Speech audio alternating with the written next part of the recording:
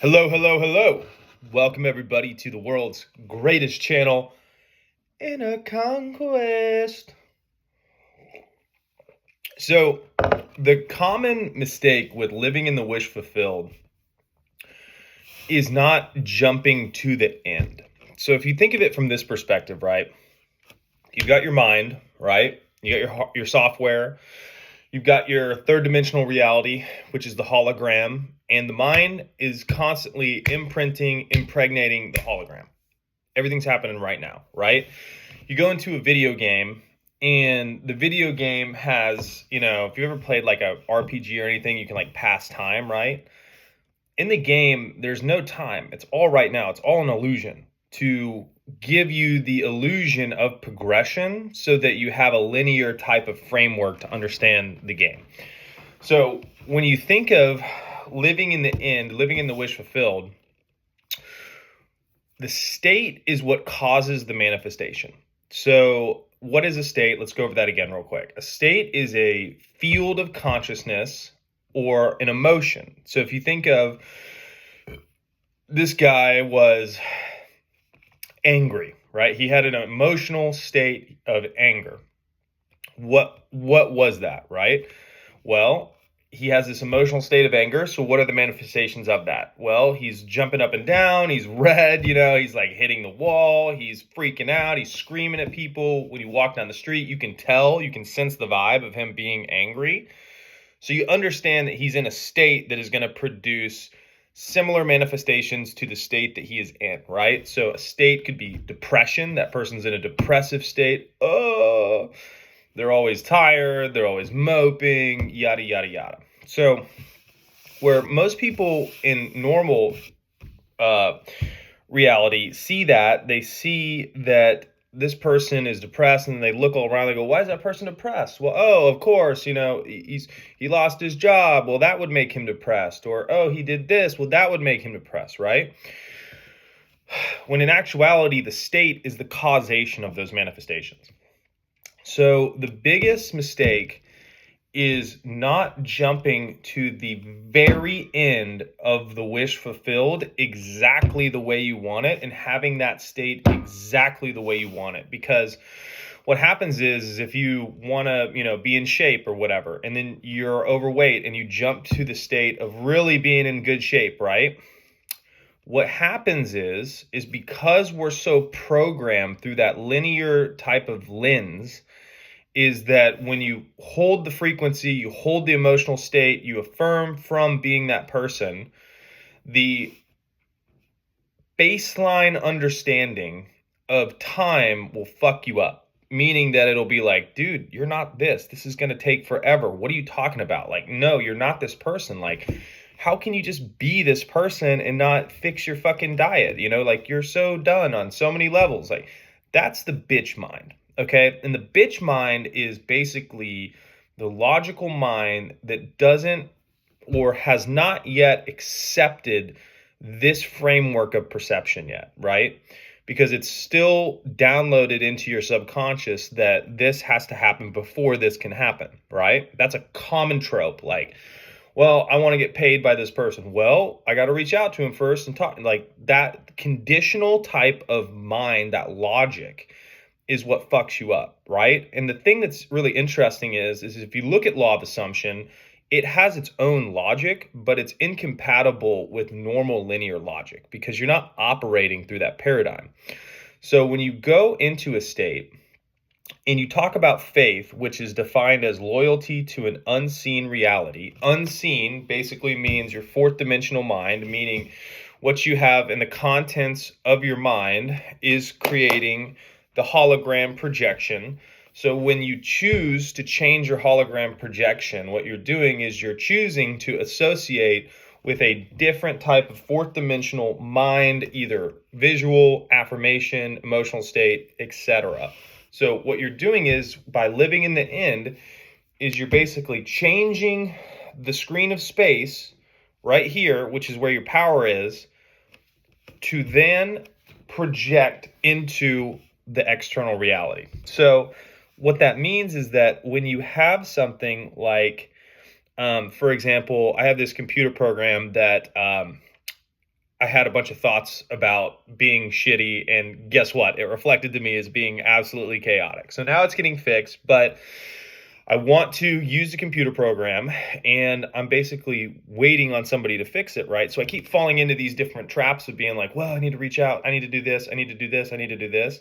And those are prime indicators of not being in that wish fulfilled, because that wish fulfilled is really completed the way that you want it to without having to take conditional steps, right? So that's a training type of disciplined aspect of the mind that needs to be trained to be able to go into that very end state and stay there completely still.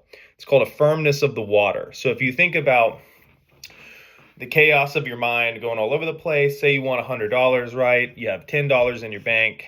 You now jump to the version of yourself that has $100. It's kind of a mind fuck, because if you have $100, you're not really thinking about having $100. You just know you have $100, right? So it's like, if I have $100 on the counter right here, I'm not like, I have $100. I'm so happy and grateful now that I have $100. I'm so happy and grateful now that I have $100. You just have $100, right? So it's a knowingness that it is there, coupled with loyalty to the unseen reality, which is faith. And the only thing that stops that process is unbelief in the fact that your mind is actually the cause of manifestation, right? Because myself included, right? I sometimes still want to hold on to the fact that, like, if I work really hard and I do what I need to do in the 3D, like, it's gonna pay off, right? That's a super ingrained belief system that a lot of people have. So part of it is understanding living in the wish fulfilled is everything is happening now. Your mind is externalizing. So when you really want something, you have to go into the reality, and it's not a fighting. You don't fight your reality. You just simply select the reality that is the one that has what you want, and you just rest your attention in it. You don't really have to try so hard. It's more of a resting. Because if you think about light, right? If I shine a light on a plant and want it to grow, I don't fucking crank up the voltage to like 10,000 degrees and make it grow faster. I just put the light there knowing that it's going to grow, right? So when you have your attention, which is like a spotlight, you select your reality. I got $100. It's already done. What does a person with $100 think? Well, oh, this is cool. I can take all my friends to dinner. So I normally pick something that's a little bit not as focused on the actual thing, but it's focused on what I would be doing once I have it. And then I try to embody that state as much as possible. So it's like, cool, I feel pretty wealthy right now. I actually have enough money to go on, a date or something. I'm trying to find, I don't know, I'm trying to find a new girlfriend to go spend my fucking cash on. So you select something that is basically indicative or implicative of you having that, and then you mentally rehearse that over and over and over again for the experience of it. Because remember, the state is what actually manifests it, not the actual words. It's the state of having, being, owning, enjoying, right? It's the implication that you have it when you replay a screen of space in your mind that basically implies you have what you want. That's what you're really after. And then anytime a thought or an emotion comes at you that says, hey, you don't have this, you need to do something in the third dimensional reality, you just want to reorient to already having it. And then once you do that a couple times and you prove it in performance that it works 100% of the time, you'll be able to get there a lot easier. But you don't want to basically have a neediness emotion tied to it. And it's interesting because sometimes you can perceive it as, well, when I go to the end, I just kind of kill all the fun of it, right? Like I don't get to do, what I want to do. And then I don't get to take action, which isn't very fun. I just sit here and I have it. Like that's kind of boring. It's a misconception because you still have your bridge of incidents that you're going to go to. But when you're in the end, you've accurately calibrated to the result that you want, right? You're actually going to actualize the correct result. Because if you're half in and half out, like you're living in the wish fulfilled 50% of the time, but then you like, Well, if I don't make 100 calls, I'm not going to make sales. So I got to get on here and call people all day, or else I'm not going to, like, that condition will hold you back, right? Because the bridge of events is immediately calibrated to that reality once you start to focus on it. So once you gain control of the focus, you have to focus on the ideal outcome the way that you want it. And sometimes what will hold you back from that as well too is a worthiness factor. So if you don't feel like you should have it, that will oftentimes cause unnecessary complication because your mind will sabotage you and basically say, well, you need to do this, or you need this degree, or you need to, why would you be able to have that when this person's been working 10 years? Those are all worthiness issues. So in order to cop those worthiness issues right in the bud, you just have to realize, dude, I'm the fucking creator of my reality. Anything I focus on comes into physical manifestation. Nothing exists in my reality without my attention to it. So everything here is at my disposal, right? And that really puts you into the mind frame of I'm the commander of my mind. And now once you get there and you have that ability to maintain that wish fulfilled all the time, that now becomes your dominant state of being. And what it does is it trains your mind to go to the ideal outcome and embody it immediately. And now you're fucking cooking with peanut oil, because what happens is on every single subject that you want, you're able to immediately go to the desired wish fulfilled state, and you just bask in that state of consciousness, right? It's kind of like you let the sun shine on you, you absorb that state of consciousness. And once that state of consciousness is really absorbed into your being, it expresses 24/7 all the fucking time.